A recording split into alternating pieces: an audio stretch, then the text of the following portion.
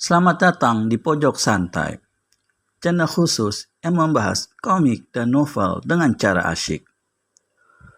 Wiro berhasil membuat kesal para penjaga rumah Adipati Setaboga. Ada niat nakal apakah pada Wiro? Yuk langsung saja disimak video kali ini.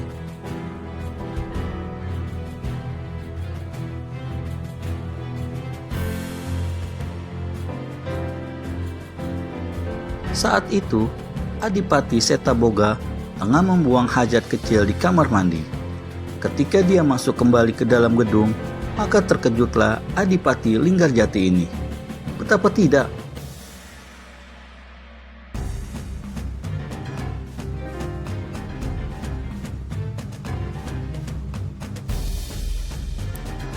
Di atas kursi goyang, di mana dia sering duduk bila melepaskan lelah, kini dilihatnya duduk enak-enakan sambil memejam-mejamkan mata seorang pemuda berbadan kekar dan berambut gondrong yang sama sekali tidak dikenalnya.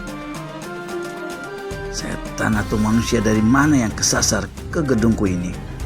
Ujar Adipati Setaboga di dalam hati. Dan pemuda di atas kursi terus juga menggoyang-goyangkan badannya dan kedua matanya masih dipejamkan. Siapa kau? Bentak Adipati itu dengan suara menggeledek dan menggema di 4 dinding ruangan. Kursi goyang itu bergoyang-goyang juga. Pemuda yang duduk di atasnya masih terus duduk enak-enakan dan memejamkan mata. Geram sekali Adipati Setaboga jadinya. Dengan langkah besar, dia maju mendekati kursi goyang dan orang yang mendudukinya. Telapak tangan kanan terkembang. Dan detik itu juga, maka melayanglah tamparannya. Beberapa saat lagi tangan kanan itu akan mendarat di pipi si pemuda. Tiba-tiba si pemuda bukakan kedua matanya. Dan seperti alas kursi itu mempunyai per yang melesatkan si pemuda ke atas, demikianlah tubuh pemuda itu melayang enteng sampai 2 tombak dari kursi yang didudukinya. Dan sebagai akibatnya, maka tangan Adipati Setaboga kini menghantam sandaran kursi goyang. Sandaran kursi itu pecah. Kayunya berkeping-keping berantakan. Dapat dibayangkan bagaimana jika seandainya tamparan itu mendarat di pipi si pemuda, karena tamparan itu tentu mengandung tenaga dalam yang luar biasa. Oh, kau rupanya Setaboga, kata si pemuda sambil mengusap matanya. Aku sedang enak-enakan tidur. Kau mengganggu saja. Gugu kurap, kenapa kau bisa kesasar kemari? Apa minta ditebas batang lehermu? Radang Adipati Setaboga. Geram sekali dia.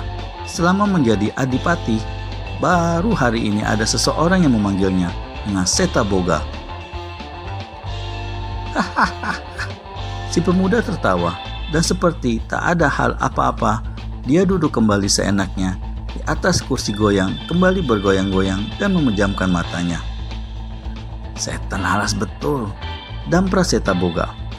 Sekali kaki kanannya bergerak, maka mental dan hancurlah kursi goyang itu.